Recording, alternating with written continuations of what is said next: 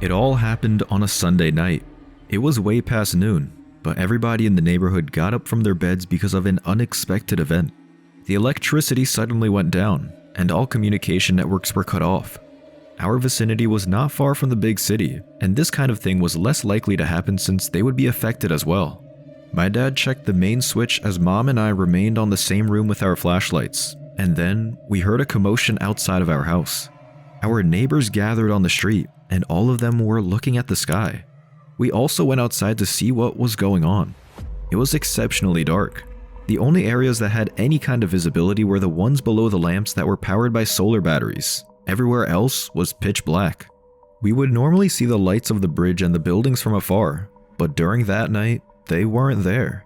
Dad asked the people on the street what was going on, and we realized why darkness was enshrouding the land. When we looked up, the moon and the stars were missing as well. They were not hidden behind the clouds since there wasn't any clouds either. For some inexplicable reason, they simply disappeared. The sky and the land that surrounded our vicinity was completely blank. Everything was swallowed by darkness. As far as our eyes could see, there was nothing but an inconceivable void.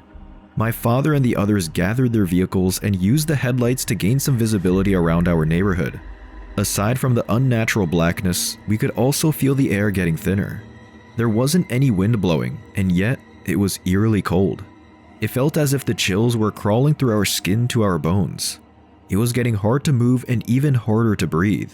They tried to figure out what was happening, but none of them could think of any plausible explanation for this bizarre phenomenon. They tried to use their radios in an attempt to reach out to anyone outside, but they couldn't reach anybody at all. After a long discussion, some of the guys decided to drive out of the vicinity to find some answers. Dad wanted to leave me and my mom in the house, but she strongly refused to be left behind. They had to rely on their memories once they drove into the void. Their navigation systems were malfunctioning, and all their lights could reach were just a few meters of the trail right in front of them. After leaving the vicinity, the first strange thing that we noticed was the ground. Instead of an asphalt, the road was turned into a very fine sand that almost looked like ashes, which made it harder to drive. We were carrying heavy-duty torch lights with us, but they were rendered useless when there was nothing to illuminate. When we shone the torches outside of the trail, we were all perplexed when the lights were not hitting anything at all. We should have been surrounded by trees, some road signs and other markers, but it looked as if we were driving in the middle of a completely empty space. After half an hour of driving, we should have arrived at the main road already, but just like everything else, the road itself was missing. We couldn't wrap our heads around the fact that the things and the places around us just suddenly vanished in the darkness. Some of the drivers were starting to panic. We kept on going blindly for more than an hour as a desperate attempt to find just about anything. David, the man that was leading the road, proposed that we turn back since we weren't getting anywhere. We were only wasting our batteries and gas, which we could use for power back in the neighborhood, and so the rest of the vehicles agreed to his suggestion. However, it was then when we came across something even more unfathomable. Our inexplicable situation was suddenly turned into a horrifying one. We were all wary and confused of the emptiness around us, but we were terrified beyond belief when we discovered what was hiding within the void.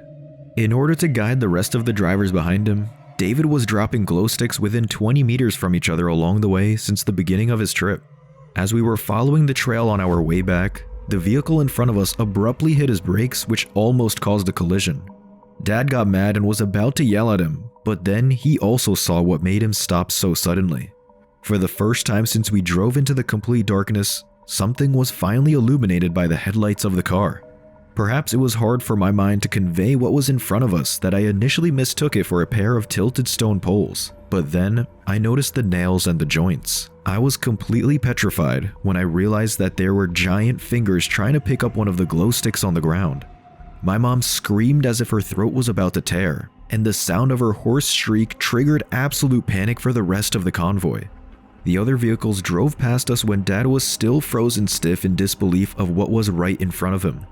Mom yelled to his ear as she aggressively shook his shoulder. He immediately stepped on the gas when he finally got back to his senses, and I looked back while the other drivers were frantically avoiding the long, giant fingers. When the torchlights of the passing cars were gazing across this colossal being, its horrifying size was realized. The giant pulled up its hand and stood up straight with a towering height of at least 20 meters. Its long white robe brushed across the ground when it moved, but its step didn't make a sound despite of its enormous size.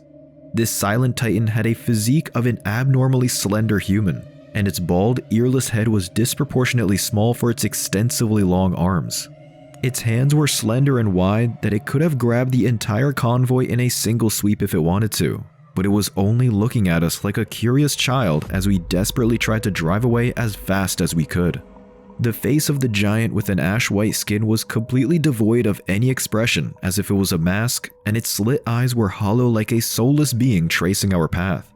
As we finally gained some distance, the giant rose its hand and pointed at us. When we thought that we were able to save our lives, more of them suddenly appeared from different sides. We panned our lights from left to right, and we discovered that the one we escaped from was not alone, and not even the tallest of its kind. The convoy was completely scattered, and one of the trucks got too close to a giant. It picked up the heavy vehicle like a miniature toy, and it stared at it closely while the guys inside were blaring their hearts out. They were lifted up so high that there was no helping them at that point, and the rest of us just fled to save our own skins. The colossal being laid the vehicle at the palm of his hand, and then the truck tried to drive off of it knowing that they would die either way. The truck was completely crushed when the giant tried to break the fall like a mere firefly in the hands of a human who failed to hold his own strength. When we finally got back to our vicinity, we immediately told everybody what we saw outside. The majority of the people refused to believe what we just witnessed, but it didn't matter. Few moments later, the colossal beings arrived. They moved so quietly that none of us noticed their arrival until one of them was already grabbing a man by the head.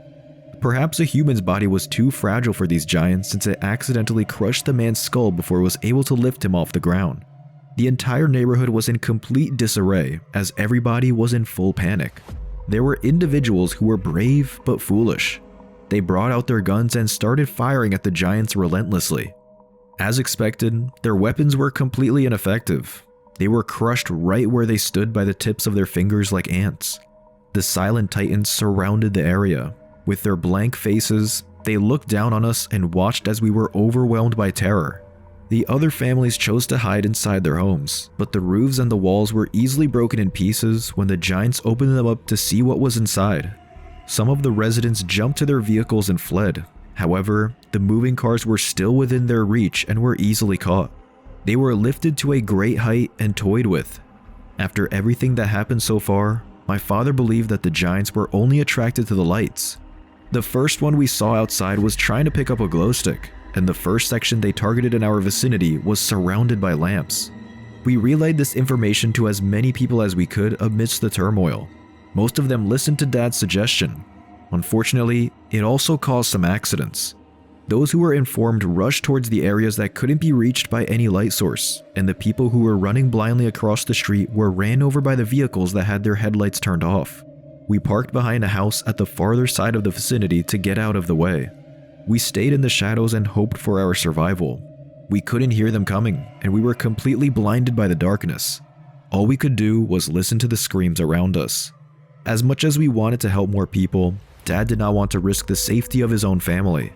I stayed at the back seat with my eyes closed, cowering in fear and expecting the worst. Suddenly, everything went quiet. The radio inside the car finally received the broadcast, and our surroundings became brighter as the dawn came. We stepped out of our car, and we saw the bridge and the buildings of the city once again. The giants were gone, but the damage and the casualties remained. We reported what happened in our vicinity, and several journalists came by to cover the story. As expected, most of the people who heard the news did not believe in it. As our neighborhood was coping with our loss and rebuilding their homes, the tragic event that occurred that night was eventually concluded as a hoax. The few who believed in the story tried to come up with an explanation for this strange phenomenon. Some said that we were attacked by aliens, while the others thought that they might have been ancient beings. There was also another theory that seemed quite matched with what we had gone through. He said that our vicinity might have been temporarily transported into a different world, like a glitch in space. Since the parallel space is completely unknown and full of endless possibilities, there could be a world where light did not exist. And since we introduced this unknown element into this world, the inhabitants were drawn by it and acted out of curiosity. Like any other weaker species that accidentally meddled with far superior beings, The casualties in our end were simply insignificant to the silent giants who remained unidentified.